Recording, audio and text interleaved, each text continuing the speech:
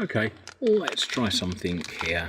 Another Lunchtime electronics. Hopefully we won't fail as miserably as we did the last time.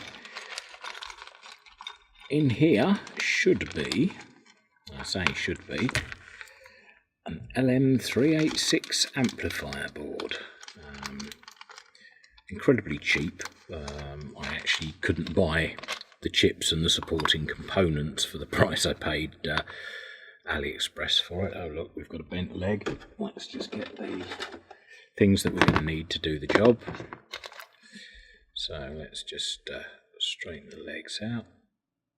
And again, not too far. Although I'm not particularly worried, as I say, I bought a load of LM386 chips anyway.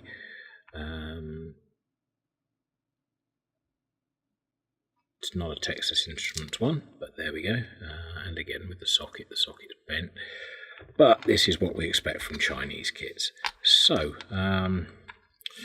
as you can see, minimal, and I mean really minimal components. 2 resistors, 2 LEDs, 2 capacitor or 2 disc capacitors, 3 electrolytics, the chip, and hardly anything to it. So you can't really go wrong. We've got 2 different values of resistors. Let's see, what have we got here? We have, let's have a look at the printed circuit board. It says there's a 4.7k resistor, and it also says that there is a 1k resistor. Well, yellow is 4, brown is 1. So it's, even if you just stuck them in the holes, you've got a 50-50 chance of getting it right. So let's just put those in there and there.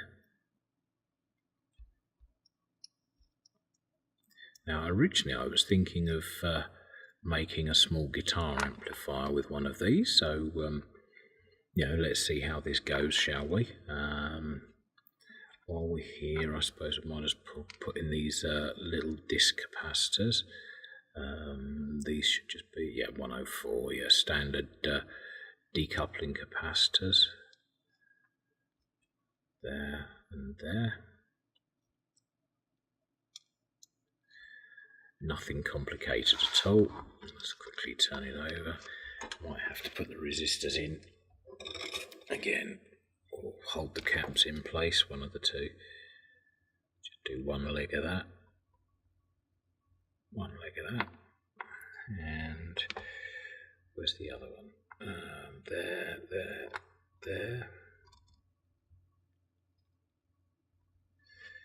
and there. Okay, so let's see what's fallen through the resistor has. Okay, so poke that through. Come on, glue down. There you go. Put a bit more solder on it. Let's check the other resistors down. The capacitors are in place. Yep. So we just go ahead and solder the other legs on all these components.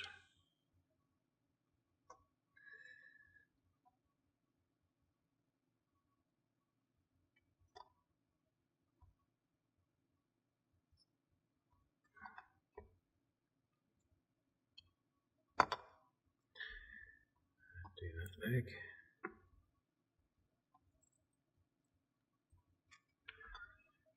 That one didn't take.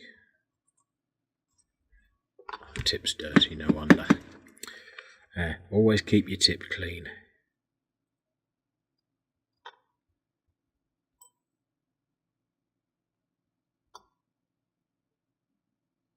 There we go.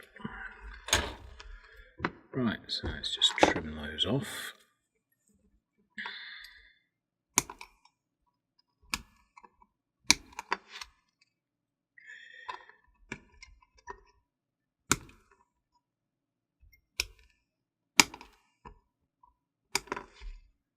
Okay, and then what else have we got? We've got 2 LEDs. We do have 2 LEDs.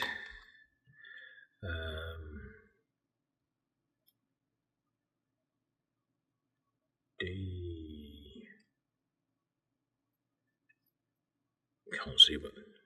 There's one. There's a diode. Trying to find the other one. Or have they put too many LEDs in the thing? Ah, maybe we've got an extra LED. Who knows?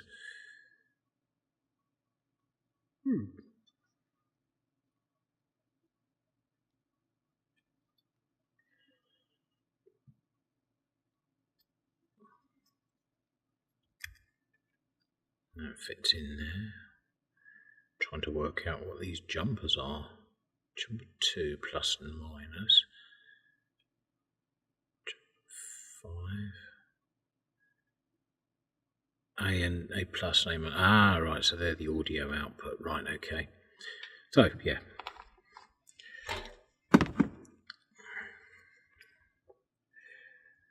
The pads on this board aren't quite as big as some of the other boards I've used in this series, so they don't take the solder quite as easily as other boards, but yeah, they tend to work. This one says, what does it say? icstation.com. Okay.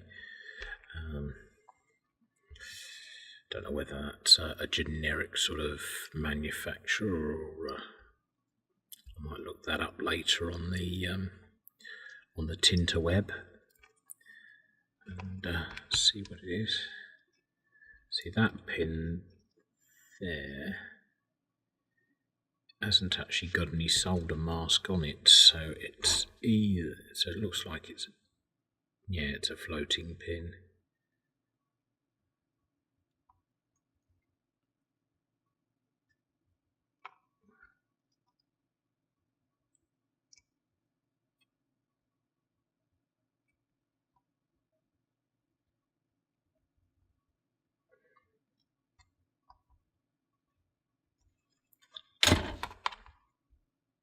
Okay, yep, that's in. Right. Should do the capacitors next. I said, oh no, let's do the socket next. It goes in.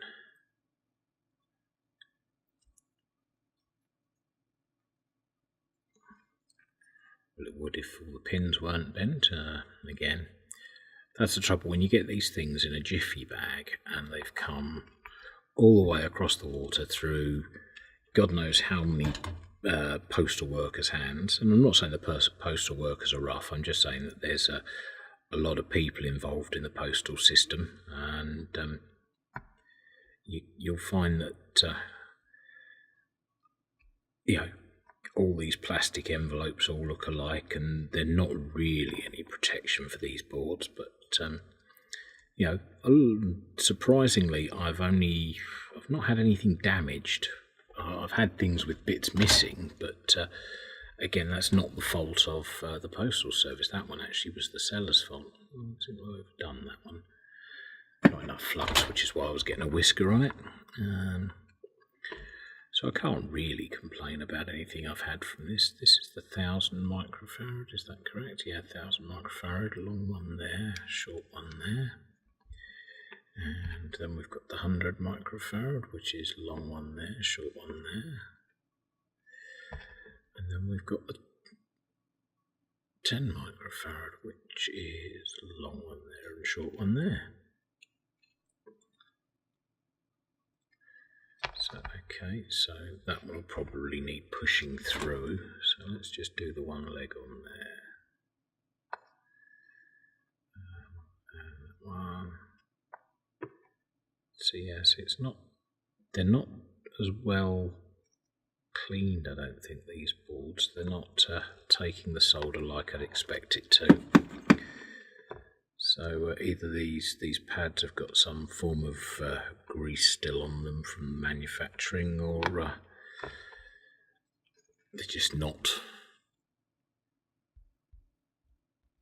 particularly good. I would tend to go with the former. Actually, I think there's some residue left. Really, I should sit here and clean them first with isopropyl alcohol. But then that would defeat the point of a quick lunchtime project. I think not everybody has access. Well, I say not everybody has access to isopropyl. It is a cheap and readily available chemical. But you know, some firms, some jobs won't allow you to take that sort of thing into work, so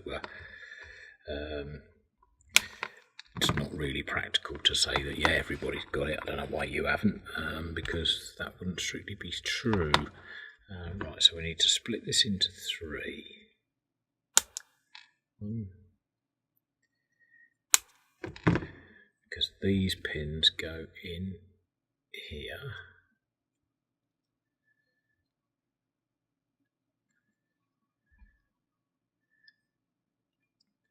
So I'm building this up, but I haven't yet figured out what all the connections do. You know, I doubt if it's a stereo amplifier. The 386, no, it'll be a mono amplifier. Let's just push that one back through. There we go. And that one. No, that fell out.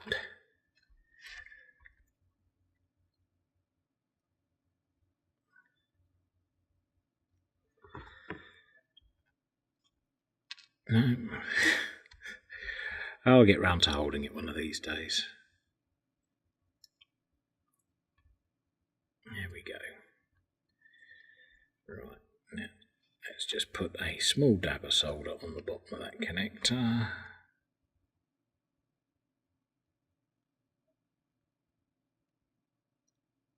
Like so. That should hold it in. And we can get the last one in position. J2, that one's the simplest. It says plus and minus. I don't know whether it's probably a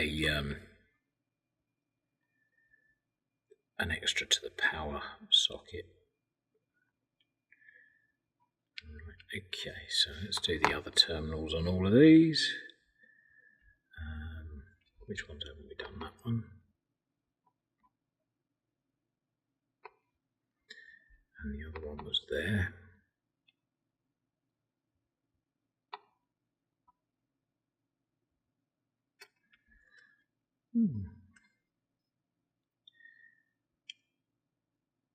Just have a quick look over and make sure that everything's right. Yeah, we've got that one there.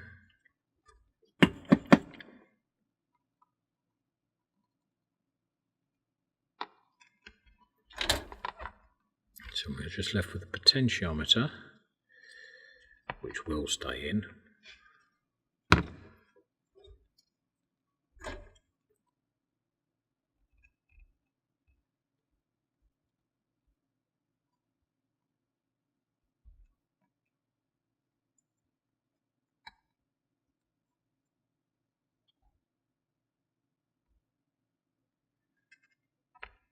There we go.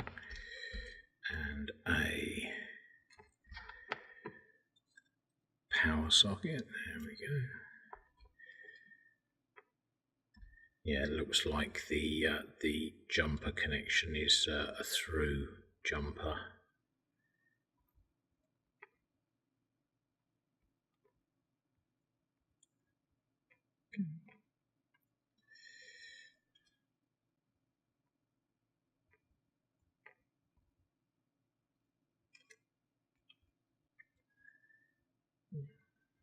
It's nice and solid. Right, there's the board complete. Just move the potentiometer forward. We can clip the IC in.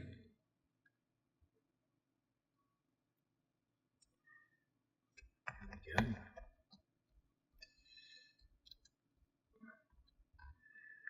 Again, you learn by experience, and you should have put the IC in before capacitors, but never mind. Yeah, that's going. Just need that to go. That pin's bending under.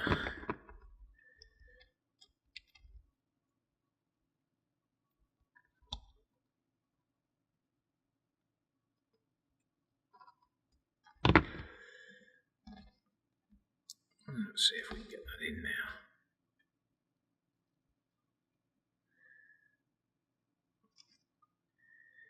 Yeah, That's in straight now. There we go, that's contacting all the pins both sides. Yeah, just making sure it's seated properly, yeah. Won't get much tighter than that. Right, so now we've got to figure out where everything comes from and to. Obviously the power, we need a power socket, and I should have a connector of some description that we can use to power this without blowing it up like we did the last one. Let's have a look what we got up here. Nope, not one of those. See, when you do this, you get all these connectors. Here we go. Right. You get all these connectors, and you tend to just sort of throw things together. Now, what I'm going to do, let's just move that out the way of there. Plug that into the power supply at that end. Now, before we fire it into the unit, right, let's take the volts down. LM386 should run about 9 volts. So let's set that to 9 volts, and we have a light. Well, that's a good start. Okay, so now we need some form of load. Yeah, that'll do. That's a speaker. Quite where the speaker connects, I'm not totally sure.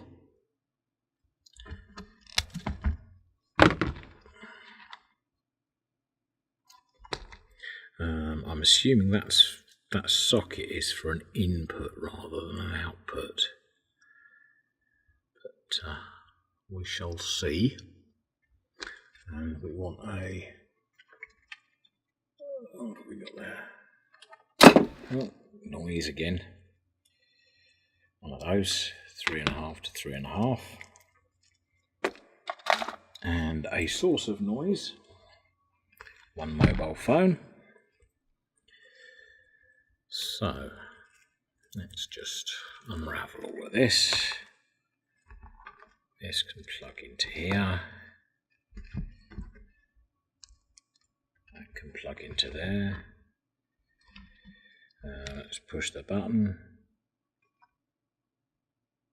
There we go. It does recognise who I am.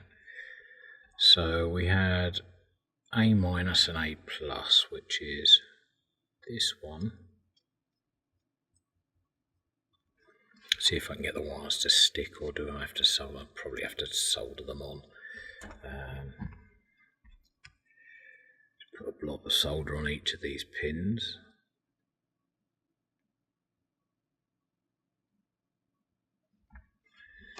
And a blob of solder on these.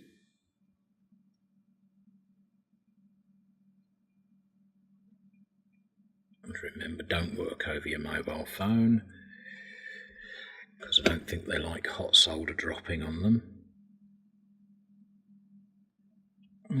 Nearly. There we go. Yeah, it's telling me the weather is going to be mostly clear tomorrow.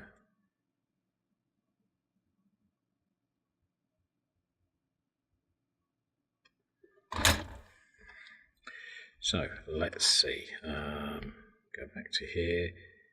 Go back to my music player.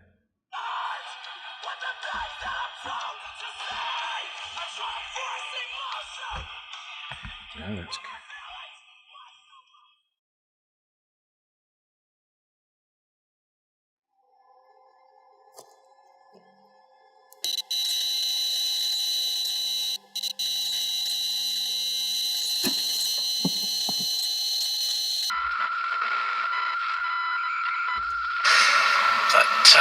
The little project that I was working on.